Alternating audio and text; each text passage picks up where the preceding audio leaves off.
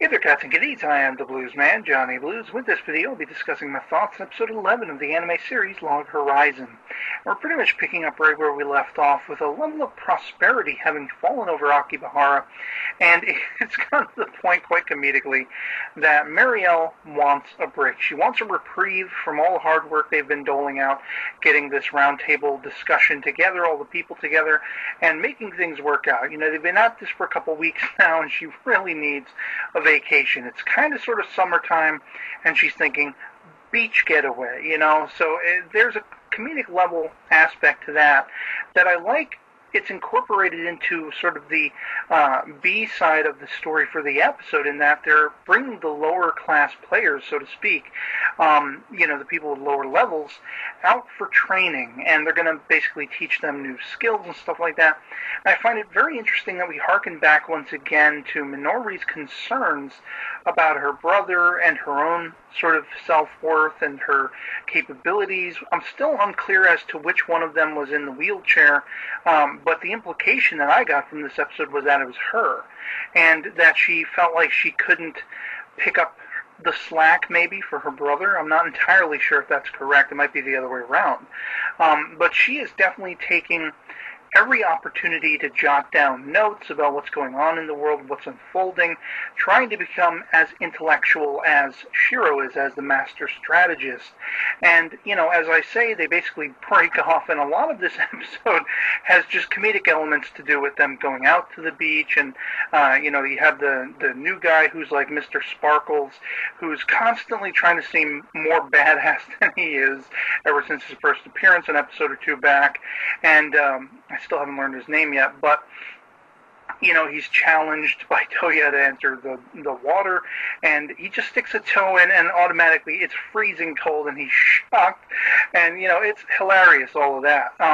Of course, Marielle also has a mission as set forth by Shiro, and that is to kind of gain information by interacting with the people of the land, because the people of the land, as we saw in the preview from the last episode, have come calling now. They've noticed, they've taken note of all the things that are unfolding with Akibahara and all these guilds coming together in a sort of form of prosperity and peace and equality, forming this round table, and they want sort of to figure out what's going on with that.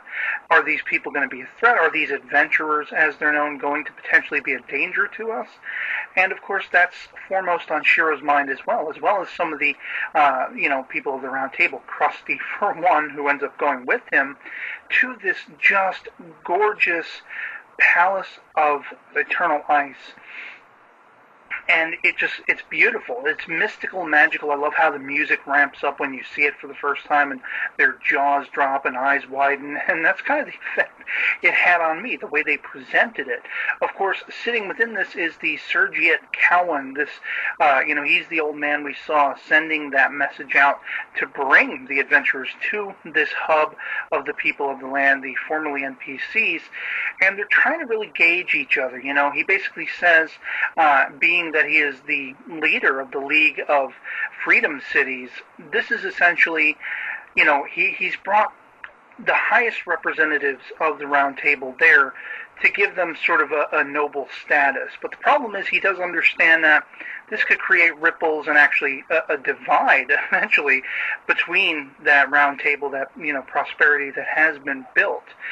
And you have Shiro kind of staying toward the background, assessing the situation, of course, observing all of the people of the land, observing this Sergiet and everything like that, and at the same time, the people are observing the adventurers who are now in their own kingdom. They're not quite sure, both sides, what to make of each other, and so it's the first step of a new chapter of sort of negotiations and coming to understand each other, and how is this world going to play out. It's almost like, if you will, permit the analogy, the pilgrims coming on to the new land and dealing with the Native Americans. Only hopefully a lot less bloody, as real history would have it. So, of course, toward the end of the episode, we have the debut of Lady Lanessia, the princess, daughter to this guy, Cowan, and it's like, is there going to be a love triangle? Is Shiro going to try to make his move playing off her to figure things out? How's that all going to unfold? And will Akatsuki be not thrilled with that if that happens? Adverse to that, you have Henrietta, who's like obsessed with Akatsuki, so she wouldn't mind just getting her by her lonesome, and we won't even go into that.